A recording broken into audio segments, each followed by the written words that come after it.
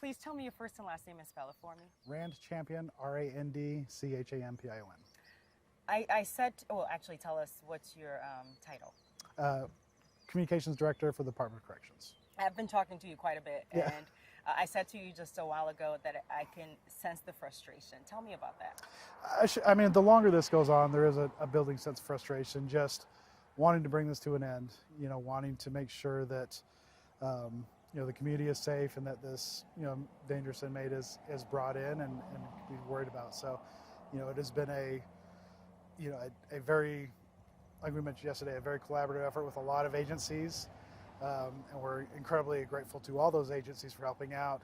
I understand the longer this goes on, that sense of frustration begins to build. What has the search looked like in the last 24 hours? A lot of, like I mentioned before, just any tip that we get in, we follow up on, and whether that includes, searching fields, searching houses, searching caves, searching whatever it is. Each one is a little bit different, probably, but just following up on everything that we have coming in.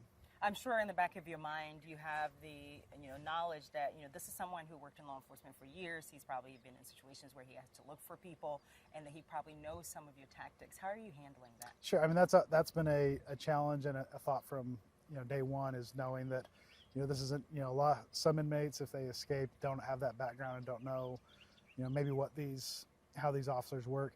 This is somebody who has had that specialized training and understands, not to this degree, but has a basic knowledge and understands, the talk and what they're looking for. And so it does provide an extra challenge in trying to figure out, what is something that they can utilize that he may not have access to. I know he's not from the specific area, but he is from an area that's just as rural. What have you learned about his background in terms of his survival skills that could basically inform your search in terms of whether he's still maybe in the woods or maybe he's trying to get out of the woods? I mean, a lot has just been word of mouth. People saying, that he is, we know he grew up in an area similar to this. And so that in and of itself, you question how much survival skills he has, but as far as that, we don't know any specifics as to how much of a survivalist he is. As the manhunt, actually, before I move on from the manhunt, can you please tell me a little bit more about how tired these people are?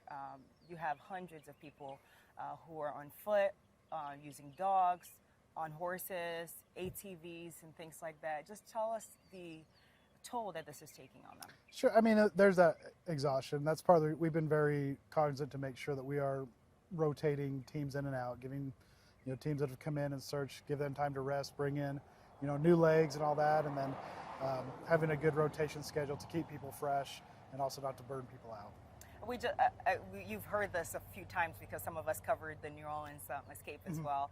They just had a news conference and they mentioned how it's costing taxpayers about $250,000 every day the search continues. Have you guys had any sort of indication of how much this is costing? And yeah, we haven't had any of those discussions yet. I'm sure at some point those will come, but at this point, that's not the concern.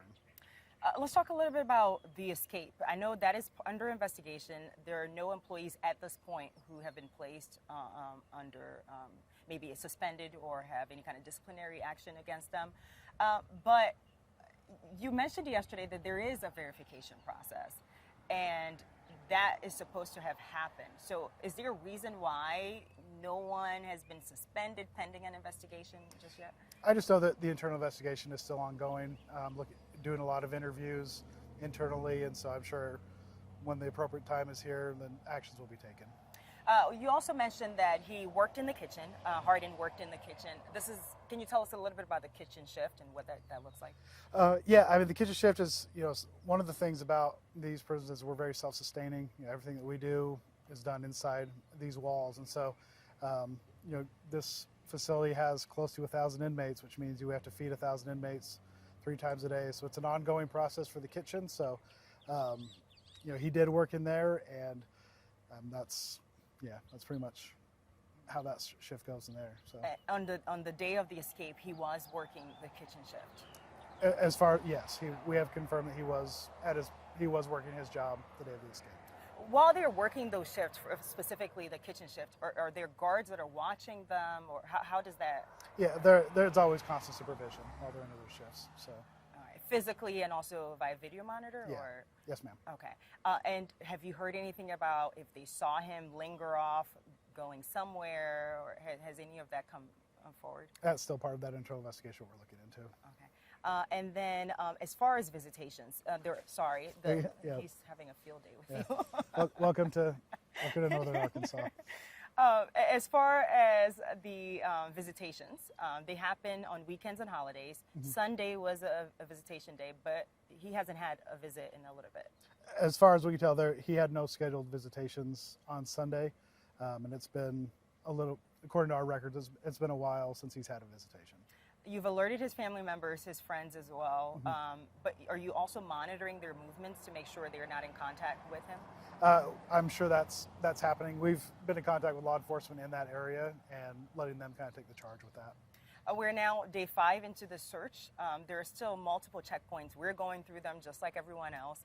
How long do you anticipate those checkpoints being in place? As long as it takes. Again, we're operating under the assumption that until we get a verifiable lead that he is not in the area, we have to assume he's in the area. And so until either he is found or we get confirmation that he has left this area, we'll continue to do those checkpoints. Can you sustain this level of staffing? We will for now, and we'll see how long this goes, and we'll make decisions as appropriate. And then any final words on just the person we're dealing with here and how urgent it is that you get him back behind bars? I mean, obviously, people who follow the story, we know there's documentaries out there about it. We know there's stories, that kind of shows who he is and his history. And so understanding, the reason why he was in prison in the first place, we do consider this a very dangerous individual. And so asking, again, our ask is please reach out. If there's any information you have, obviously now there's been a $10,000 reward that's been offered by the FBI for information leading in. So, hopefully that will, maybe if somebody was questioning, that will spark to bring in. We're just looking for that one tip that's going to lead us to him and end the search. Anything else you've said to anyone else or that you're thinking that I haven't asked you that you can share with us? No, just really want to, extend our appreciation to all these different agencies that have been helping out and the resources they've offered. They're an indispensable part of this search, and I appreciate this combined effort. Are there still hundreds of law enforcement and officials all working together on this? Yeah, I mean, the teams that are here from the get-go are still here, and we've had more agencies that have joined the search since. So this is definitely a top priority for a lot of agencies across the state.